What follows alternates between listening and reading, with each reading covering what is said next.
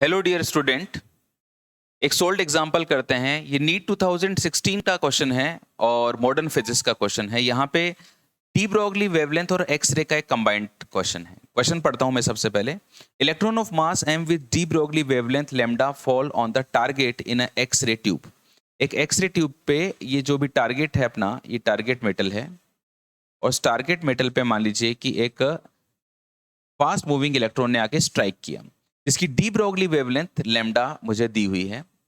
The cut off wavelength lambda naught of the emitted X ray is. तो इसका cut off wavelength क्या होगा? Cut off wavelength का मतलब होता है जो मिनिमम वेवलेंथ एक्स रे से प्रोड्यूस होता है।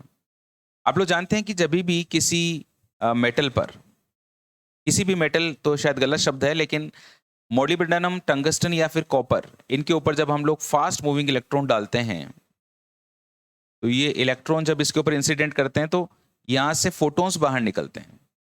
ये जो फोटॉन्स होते हैं ये एक्सरेज फोटोन कहलाते हैं हम लोग, क्योंकि इनका जो वेवलेंथ जो होता है वो एक्सरेज की रेंज में होता है।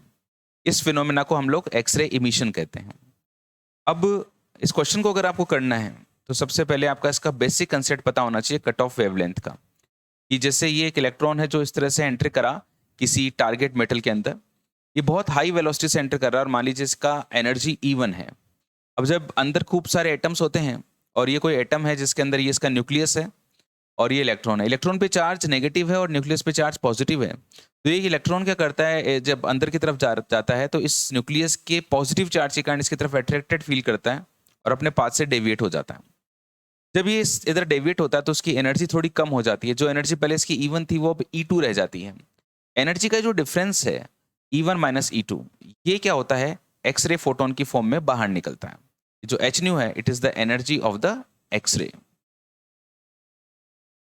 अब ये जो एनर्जी बाहर निकल रही है एच न्यू, इसका वैल्यू होगा E1 माइनस E2। E1 तो है एंट्री करते समय इलेक्ट्रॉन का एनर्जी, और जब न्यूक्लियस के पास में से गुजरता है तो उसके बाद में जो एनर्जी है वो E2 रह गई।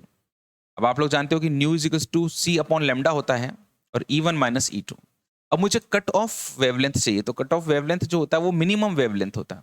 अब लैम्डा मिनिमम तभी होगा जब इधर वाला जो एनर्जी वाला पोर्शन है ये मैक्सिमम हो, और ये एनर्जी लॉस मैक्सिमम तभी हो पाएगा जब E2 की वैल्यू 0 हो।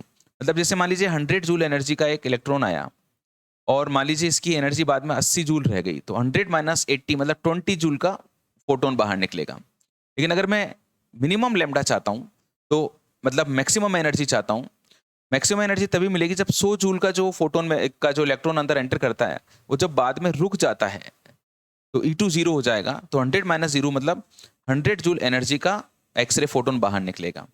तो जब एनर्जी मैक्सिमम होगी तो लैम्डा मिनिमम होगी, तो इसलिए मैंने E2 को 0 कर दिया। HC अपॉन लैम्डा मिनिमम, जिसको मेरे को लैम्डा नॉट से रिप्रेजेंट करना है, ये हो गया E1। E1 जो है वो इलेक्ट्रॉन की काइनेटिक एनर्जी है जब उसने एंट्री मारी थी। अब आप लोग जानते हो कि डी ब्रॉगली वेवलेंथ का जो फॉर्मूला होता है, डी ब्रॉगली वेवलेंथ दी जाती है H upon √2m kinetic energy से। ओके, एनर्जी की फॉर्म में लिखो तो ये लैम्डा स्क्वायर हो जाएगा। अगर मैं दोनों तरफ स्क्वायर कर देता हूँ, ये H और ये 2m, काइनेटिक एनर्जी को मैं E1 बोल रहा हूँ। तो यहाँ से E1 की जो वैल्यू है वो मैं लिख सकता हूँ H upon 2m lambda square. ये E1 की वैल्यू मैंने यहाँ पे पुट कर दी, तो HC अपॉन लैम्डा नॉट और E1 की जो वैल्यू आई है वो आई है मेरे पास में H upon 2m lambda square, H square upon 2m lambda square. ये स्क्वायर लगाना ना भूले, देखो ये हम लोगों ने यहाँ पे इसका जब स्क्वायर किया दोनों तरफ तो ये H का स्क्वायर होगा ना। ये स्क्वायर अगर नहीं लगाते हम तो बवंडर मच जाता। अभी H से H स्क्वायर कैंसिल हो गया, एंड मेरे को जो है लैम्डा नॉट का वैल्यू फाइंड आउट करना है, तो lambda not is equal to हो जाएगा 2m lambda square into C upon H। This is the answer of this question. जरा देखते हैं कौन से ऑप्शन में मैच कर रहा है। 2m lambda square C upon H। So the correct answer of this question is second.